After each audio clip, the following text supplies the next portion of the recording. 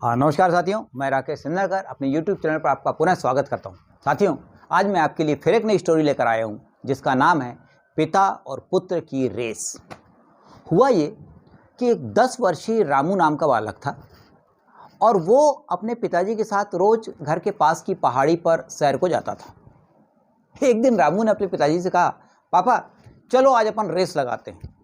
जो दौड़ते दौड़ते उस पहाड़ी पर लगी हुई झंडी को छू लेगा वो रेस जीत जाएगा। पिताजी तैयार हो गए। दोनों ने एक निश्चित समय पर दौड़ को प्रारंभ किया। दोनों ने धीरे धीरे दौड़ना प्रारंभ किया। दौड़ते दौड़ते दौड़ते दौड़ते रामू थोड़ा आगे निकल गया।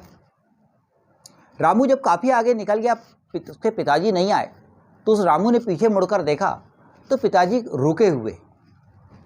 रामू ने पीछे से आवाज़ लगाई, अरे पापा रुक क्यों गए? क्या आपने अभी से हार मान ली?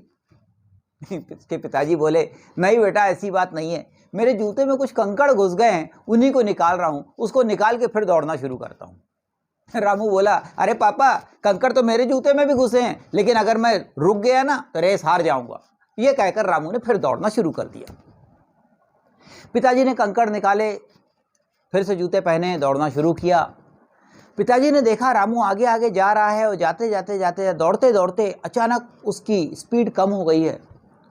उसके दौड़ने के तरीके से लग रहा था कि उसको काफ़ी तकलीफ हो रही है, पैरों में दर्द हो रहा है।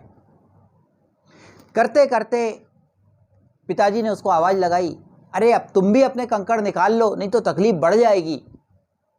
रामू बोला, पापा इतना टाइम नहीं है, अगर मैं रुकूंगा तो रेस हार जाऊंगा।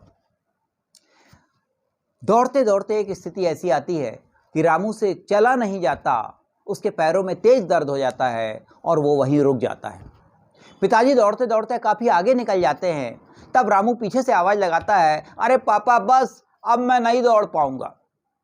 पापा को रेस दौड़ने का कोई शौक नहीं होता है, उनको जीतने का कोई शौक नहीं होता है। वो वापस आते हैं, रामू को एक शिला पर बैठालते हैं, उसके जूते खोलते हैं, उसके जूते से कंकड़ निकालते हैं और देखते हैं कि रामू के पैर से बहुत खून निकल रहा है। पिताजी उसको लेकर जाते हैं घर, मलहम पट्टी करते हैं, दवा खिलाते हैं। जब रामू का पैर का दर्द कुछ कम होता है तब पिताजी उसको समझाते हैं, बेटा मैंने कहा था ना कि पैरों के कंकड़ पहले निकाल लो फिर दौड़ो, तुम नहीं माने। रामू बोला, पापा चाहता तो मैं भी था, पर मैंने सोचा कि यदि मैं रुक गया तो मैं रेस हार जाऊंगा। पिताजी ने उसको समझाया, बेटा ऐसा नहीं है। यदि किसी समस्या को हमने समय रहते हल नहीं किया तो वो समस्या बड़ा रूप धारण कर लेती है। वो हमें उतना नुकसान पहुंचाती है जितना समय रहते समाधान कर लेने में नहीं पहुंचाती। तुम यदि रुक कर कंकड़ उसी समय निकालते तो जूते खोलकर कंकड़ निकालना और वापस जूते पहनने में मुश्किल से 1 या 1.5 मिनट का समय लगता। लेकिन उस 1-1.5 मिनट का समय बचाने के लिए तुमने क्या किया? अब तुम्हें कम से कम 1 हफ्ता इस दर्द को सहना पड़ेगा। साथियों, हमारा जीवन भी कई प्रकार के कंगोड़ों से भरा हुआ है।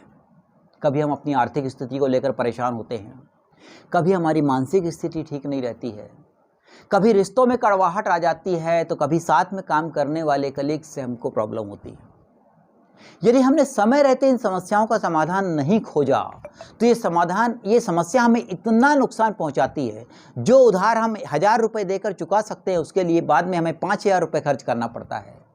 रिश्तों को जो हम एक सॉरी बोलकर उस रिश्तों को संभाल सकते हैं, वो रिश्ते धीरे धीरे टूटने की कगार पर आ जाते हैं।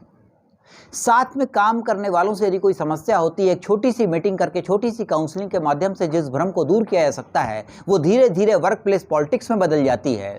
साथियों, समय रहते समस्या को हल कीजिए, समय बचाने की कोशिश मत कीजिए। ये समस्या जिस दिन विकराल रूप धारण कर लेती है तो वो हमें उतना नुकसान पहुंचाती है जो समय रहते हल करने में नहीं पहुंचाती। साथियों, वीडियो अच्छा लगा हो तो लाइक और शेयर अवश्य करें, चैनल पर नए हो तो सब्सक्राइब अवश्य करें। अगली वीडियो में फिर एक नई कहानी के साथ उपस्थित होंगे, तब तक के लिए नमस्कार।